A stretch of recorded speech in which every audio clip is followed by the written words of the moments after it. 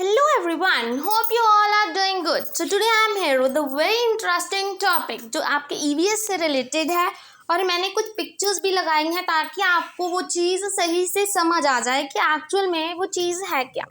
तो आज हम 3 टॉपिक्स के बारे में पढ़ेंगे और इसके क्वेश्चंस मैं आपको नेक्स्ट वीडियो में प्रोवाइड कर दूंगी। So let's start. तो हमारा टॉपिक क्या है? तो हमारा टॉपिक है स्नेक्स के बारे में पढ़ेंगे हम आज, टेस्टिंग और डाइजेस्टिंग पढ़ेंगे and the plants witch hunt के बारे में पढ़ेंगे। हम स्नेक्स के बारे में थोड़ी इन्फॉर्मेशन मैं आपको दूंगी जिसमें से क्वेश्चंस आते हैं हमेशा।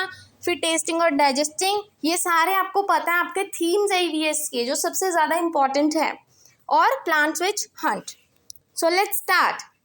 कि सिर्फ उन्होंने बोला स्नेक्स के बारे में पढ़ेंगे हम पहले। Only 4 types of snakes are poisonous. सिर्फ 4 तरह के स्नेक्स ऐसे होते हैं जो पॉइजनस होते हैं। कौन कौन सा स्नेक होता है वो? सबसे पहला स्नेक होता है कोबरा। कोबरा तो आप सबको पता होगा कौन सा होता है स्नेक, बहुत ही डेंजरस होता है। तो पॉइजनस की बात हुई है, राइट, कि बहुत ज़्यादा जहरीले कौन से होते हैं, वो 4 स्नेक्स आपको पता होने चाहिए। पहला होता है cobra, then come common krait, then comes Russell's viper, इसको डबोइया भी बोलते हैं हम, फिर सॉ स्केल्ड वाइपर।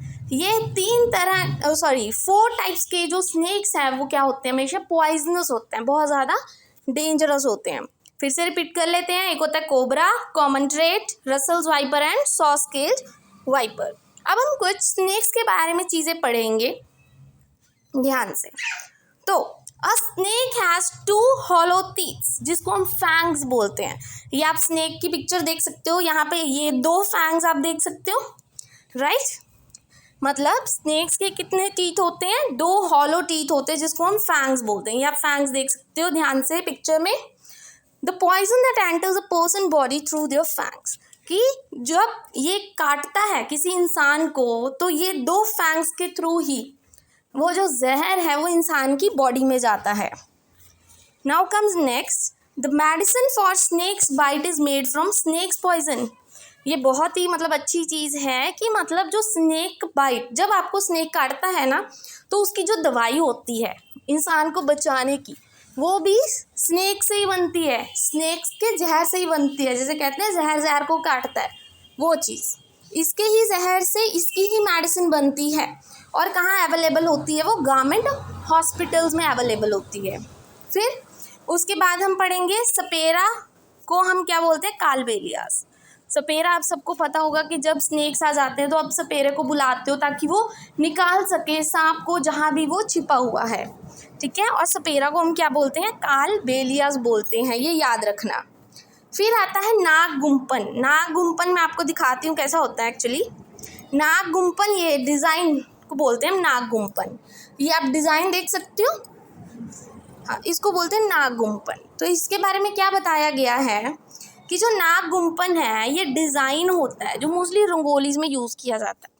आप देखते होंगे कोई हवन वगैरह हो रहा होता है जो साउथ इंडिया वाली साइड या सौराष्ट्र या गुजरात, ये 3 जगह ऐसी है जहाँ पर ये डिज़ाइन बनाया जाता है। नागगुम्पन मतलब ये रंगोली में भी काम आता है, एम्ब्रॉयडरी में भी काम आता है और डेकोरेशन में भी ये डिज़ाइन काम आता है। कहाँ आता है? ये 3 जगह याद रखना, इसमें से क्वेश्चन आता ही आता है कि कहाँ पे नागगुम्पन डिज़ाइन बनाया जाता है या as a rangoli, as a embroidery use किया जाता है सौराष्ट्र में, गुजरात में और साउथ इंडिया में। Then snake charmer recognize a snake bite marks, कि जो स्नेक चार्मर है मतलब सपेरा जिसको कहते हैं ना, जब वो सांप को पकड़ता है या जो जिसको सांप ने काटा है तो उसको कैसे पता लगता है? बाइट मार्क्स से, क्योंकि हमें पता है कि जो स्नेक है वो अपने फैंग से काटता है और जब वो काटता है तो वहाँ पे ये छोटे छोटे 2 निशान पड़ जाते हैं इसके फैंग्स के, तो उसको पता लग जाता है कि इसको सांप ने काटा है। सो नाउ कम्स नागगुम्पन भी आपने देख लिया। अब इसके बाद द स्नेक चार्मर, वही जो सपेरा होता है, कालबेलिया कहते हैं जिसको हम, वो कलेक्ट करता है या मेडिसिन बनाता है। किसकी हेल्प से? प्लांट्स की हेल्प से। जो उसको कहाँ से मिलते हैं? फॉरेस्ट से मिलते हैं जो प्लांट्स, वहाँ से ये मेडिसिन बनाता है स्नेक्स की। अब स्नेक्स वाला टॉपिक ख़त्म। इसके बाद हम आएंगे फ्रॉम टेस्टिंग टू डाइजेस्टिंग। इसमें से भी क्वेश्चंस आते ही आते हैं। ये वही टॉपिक मैं आपके लिए लेके आती हूँ जो मोस्टली एग्जाम में रिपीटेड होते हैं, ताकि आपको अच्छे से उसकी रिवाइज हो जाए। क्योंकि ईवीएस में जैसे एक एक टॉपिक होता है ना साइंस का, वो चीज़ नहीं है, इसमें सब कुछ मिक्सअप होता है। तो मैं आपको एज इट इज़ जो टॉपिक के मतलब आंसर्स होते हैं या उससे रिलेटेड कुछ बताना होता है, वो इंपॉर्टेंट पॉइंट मैं आपके लिए ले आती हूँ। Now comes from tasting to digesting, मतलब खाने से लेकर पचाने तक।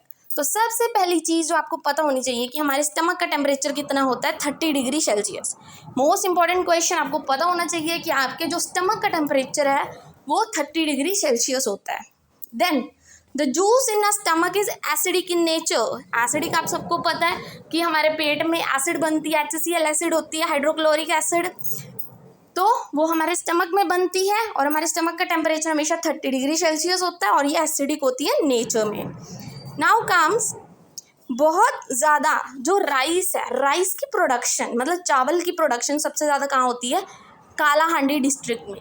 और ये कालाहांडी डिस्ट्रिक्ट कहाँ पे है, उड़ीसा में है। ये याद रखना, ये क्वेश्चन आता है, ऑप्शन में दिया जाता है आपको कि कहाँ कहाँ है, तो आपको पता होना चाहिए कि जो राइस की प्रोडक्शन होती है, राइस सबसे ज़्यादा चावल कहाँ उगाया जाता है, कालाहांडी डिस्ट्रिक्ट में, जिसको हम उड़ीसा भी कहते हैं। जो राइस है वो बाकी स्टेट्स को भी भेजा जाता है उड़ीसा से, मतलब इंपोर्ट एक्सपोर्ट का काम चलता है। उसके बाद फिर भी जो वहाँ के लोग हैं वो बहुत ज़्यादा पुअर हैं, मतलब इतनी प्रोडक्शन होने के बाद भी वहाँ जो लोग रहते हैं ना वो बहुत ज़्यादा पुअर है। इतनी राइस प्रोडक्शन है फिर भी वो लोग बहुत ज़्यादा गरीब है। अब कुछ और इम्पॉर्टेंट थिंग्स जो जिसमें से क्वेश्चन आते हैं, muslin cloth is use to strain something. Muslin cloth actually क्या होता है, जो मलमल का कपड़ा होता है ना, जिससे आप किसी चीज़ को सुखाते हो वो जल्दी चीज़ सोख लेती है, वो होता है मलमल का कपड़ा, जिसको हम इंग्लिश में बोलते हैं muslin cloth, use to strain something, जल्दी अपने में एब्जॉर्ब करने के लिए। Now come glass jar and bottles are dried well in the sun before filling them with the pickle so that no moisture is left in them. ये हमें सबको पता है, एज अ प्रिजर्वेशन आप सबको पता है, किसी चीज़ को प्रोटेक्ट करना। जब भी हम जैसे हम घर पे अपने पिकल डालते हैं, अचार डालते हैं, तो हम क्या करते हैं, जो बॉटल्स वगैरह उसको अच्छे से पहले धूप में रख के सुखाते हैं। हम देखते हैं उसमें थोड़ा सा भी पानी ना रह जाए, क्योंकि अगर थोड़ा सा भी उसमें मॉइस्चर रह गया तो उससे क्या होगा, आपका सारा का सारा अचार क्या होगा, ख़राब हो जाता है। तो इसलिए उसको प्रिजर्व करना पड़ता है, मतलब अच्छे से उसको सुखाना पड़ता है थोड़ी देर के लिए। Now comes next and the last topic, the plants which hunt, मतलब वो plants जो शिकार करते हैं। There are some plants which trap and eat frogs, insects and even mice. कुछ plants ऐसे होते हैं जो frog भी खा जाते हैं, insect भी खा जाते हैं और mice को भी खा जाते हैं। कौन से plant होते हैं वो, पिक्चर प्लांट बोला जाता है उसको। पिक्चर प्लांट एक ऐसा प्लांट है जो इंसेक्ट्स को भी खाता है, फ्रॉग को भी खाता है और माइस को भी खा जाता है। मैं आपको एक इसकी पिक्चर भी दिखाऊंगी, बट ये मिलता कहाँ पे है, ये तीनों चीज़ें आपको पता होनी चाहिए, मोस्ट इंपॉर्टेंट है। इंडोनेशिया, ऑस्ट्रेलिया एंड मेघालय, ये 3 जगहों पर मिलता है ये पिक्चर प्लांट। ये होता है पिक्चर प्लांट, ये आप पिक्चर देख सकते हो। पिक्चर प्लांट एक्चुअली क्या करता है, जब इंसेक्ट आके यहाँ पर बैठ जाता है ना, तो ये अपना ये वाला जो मुंह है अपना बंद कर लेता है और मतलब इंसेक्ट को ट्रैप कर लेता है अपना ये मुंह बंद करके, जिस वजह से क्या होता है, इंसेक्ट ट्रैप हो जाता है और ये इंसेक्ट को खा लेता है। I hope this is clear. यहाँ पर आके इंसेक्ट बैठा है और ये वाला मुंह इसका बंद हो जाता है और ये क्या करता है, उसको खा लेता है। और इसकी स्मेल, मतलब जो इसकी खुशबू है ना, बाकी इंसेक्ट्स को अट्रैक्ट करती है। मतलब इसकी खुशबू इतनी ज़्यादा अच्छी है कि सारे इंसेक्ट इसकी तरफ खींचे आते हैं। जैसे हमें रोज़ का फ्लावर बहुत अच्छा लगता है, उसकी खुशबू बहुत अच्छी होती है, हम खींचे जाते हैं रोज़ की तरफ, हमारा फेवरेट होता है। तो वैसे ही ये जो पिक्चर प्लांट है ना, उसकी खुशबू इतनी अच्छी होती है कि सारे इंसेक्ट्स उसकी तरफ खींचे जाते हैं और फिर ये इंसेक्ट्स को खा लेता है।